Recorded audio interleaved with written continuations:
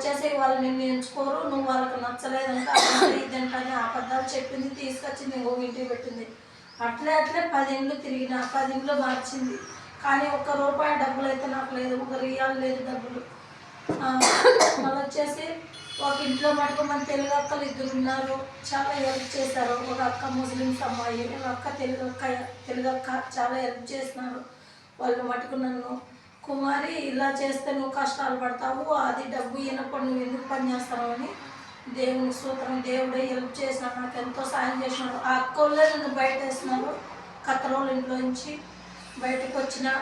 మళ్ళీ ఒక ట్యాక్సీ అన్న కూడా నా దేవుని చిత్తం, నా ప్రభు చిత్తం, నా దేవుడే నాకు హెల్ప్ చేసినాడు. ఒక ట్యాక్సీ అన్న నన్ను తీసుకొచ్చి ఎంబీసీకి వదిలినాడు. వదిలిన తర్వాత నేను నాకు ఆడ డబ్బులు అన్నకి ఇచ్చేకి, అన్నకి తెలుగు రావా, ఏది రావా, అరబీలోనే చెప్పిన పరిస్థితి ఎట్లా అయిందని.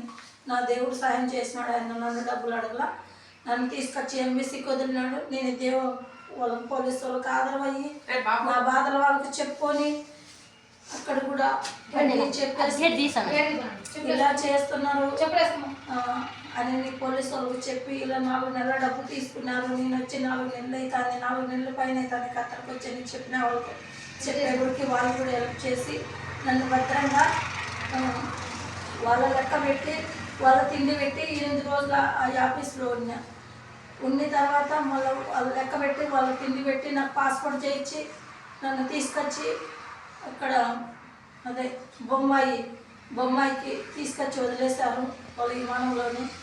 మళ్ళీ ఇక్కడ నా లెక్క పెట్టుకొని, నా టికెట్ పెట్టుకొని నేను ఇక్కడికి వచ్చేస్తాను. అక్క దేవుని సూత్రం నాకు ఎంతో హెల్ప్ చేసినాడు నా తండ్రి.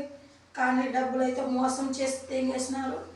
దేవుడు ఉండాలని ప్రార్థన చేసుకున్నా, ఏం చేస్తాడో నా దేవుడు, ఎలా నడిపిస్తాడో నాకు తెలియదు. ఇంతకు మంచి ఇంకేం లేదు అక్క. ఇలా మోసం చేశారు కానీ నేను న్యాయంలో బతుకుతున్నా. దేవునికి బాగా తెలుసు, ప్రభువుకి తెలుసు. మోసం మాట్లాడదో నాకు తెలియదు. మగాడు మాట్లాడతాడు, మగాడు మాట్లాడించుకుంటా, ఈ 2 నాకు చేత అవుతాయి. దేవునికి బాగా తెలుసు నేను ఎంత నీతి నిజాతిగా ఉన్నాను. దేవునికి తెలుసు, దేవునికి చెప్పుకుంటున్నాను నా బాధ. ఇంతకు మించి దేవునికి సూత్రం కాపాడాలని